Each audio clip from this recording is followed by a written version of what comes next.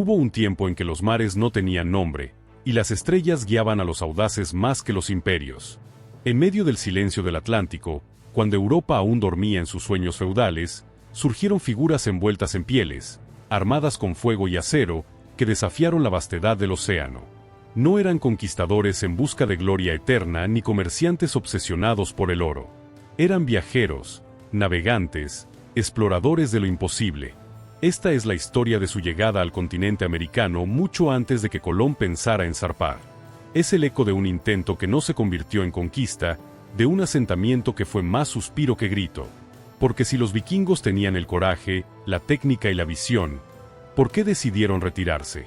Antes de comenzar este video, recuerda suscribirte y darle like. Hace más de 1000 años, cuando la Tierra aún guardaba secretos que ningún mapa se atrevía a dibujar, un grupo de hombres se embarcó en una travesía que rozaba lo imposible.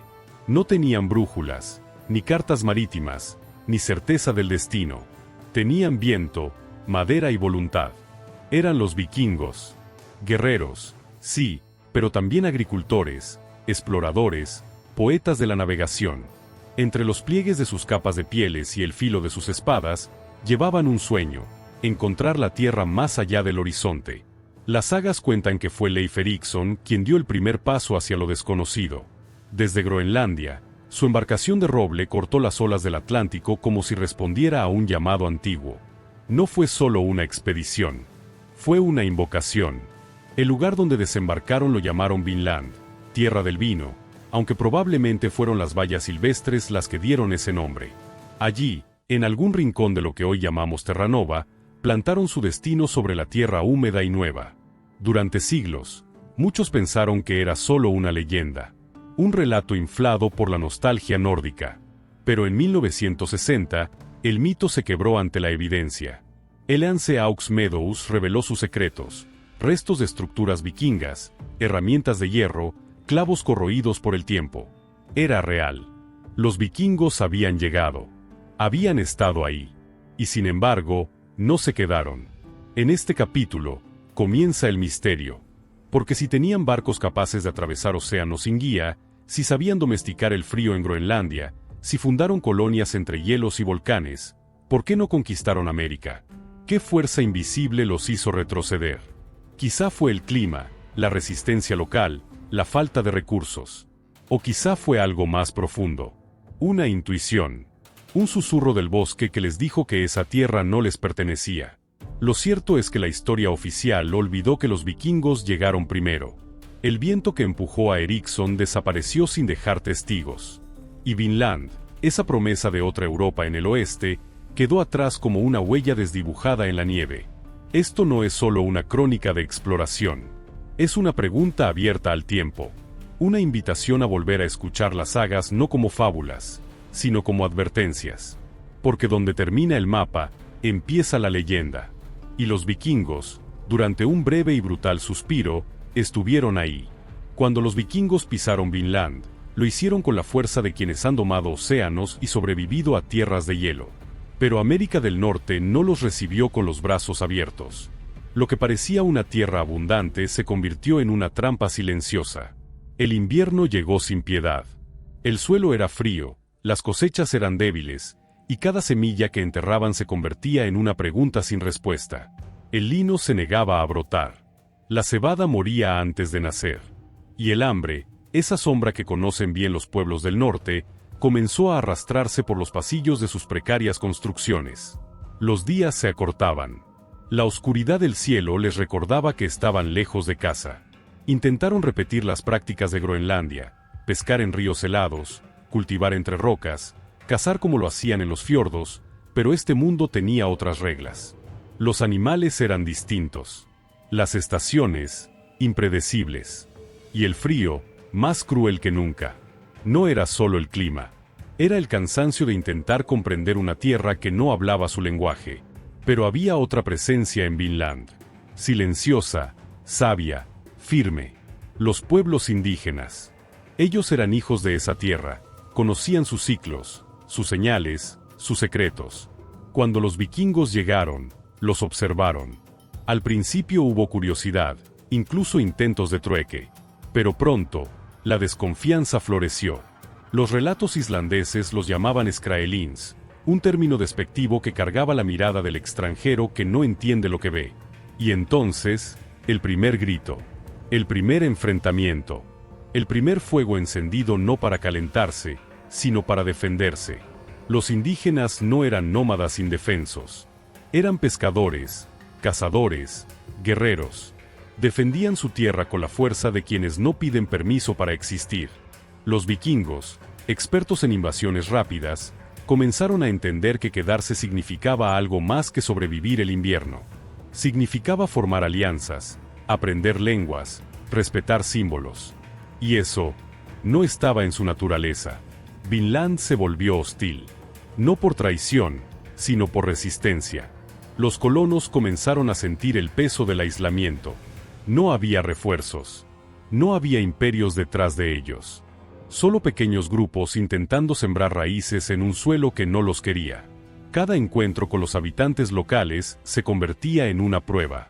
Cada día sin cosecha, en una sentencia. Y así, el sueño vikingo empezó a agrietarse. No con una batalla final, sino con el lento desgaste del espíritu. Con la mirada al horizonte sin respuestas. Con el silencio de las sagas que, por primera vez, no sabían cómo continuar. Porque América no fue conquistada por ellos. Fue contemplada, tocada, enfrentada, y luego, dejada atrás. Como si esa tierra les hubiera susurrado, no es tu destino quedarse. Y ellos, con el corazón roto pero aún latiendo, eligieron escuchar. Cuando los últimos vikingos abandonaron Vinland, no hubo gritos ni batallas. No hubo rituales de despedida ni epopeyas contadas al calor de la hoguera. Simplemente, partieron. La madera de sus drakkars crujía como si resistiera la decisión, como si aún llevara en sus entrañas la esperanza de quedarse. Pero el silencio se volvió más fuerte que el sueño. Las casas fueron desarmadas, los campos abandonados, y las huellas comenzaron a borrarse bajo el musgo y la nieve. La retirada no fue fruto de una derrota militar. Fue el resultado de 1000 heridas pequeñas que, juntas, decidieron el destino. La distancia con Groenlandia era inmensa. Cada viaje de retorno tardaba semanas, a veces meses, dependiendo de los caprichos del mar. Y no había refuerzos. Lo que se construía debía resistir sin ayuda, sin recursos, sin respaldo. Las tormentas cortaban el flujo de hierro, de herramientas, de comida. Un simple accidente podía convertirse en tragedia. El alma de la colonia comenzó a fragmentarse. Las embarcaciones, por majestuosas que fueran, no estaban hechas para el abastecimiento constante. Eran veloces, sí, pero insuficientes para trasladar poblaciones enteras, animales o cargamentos pesados.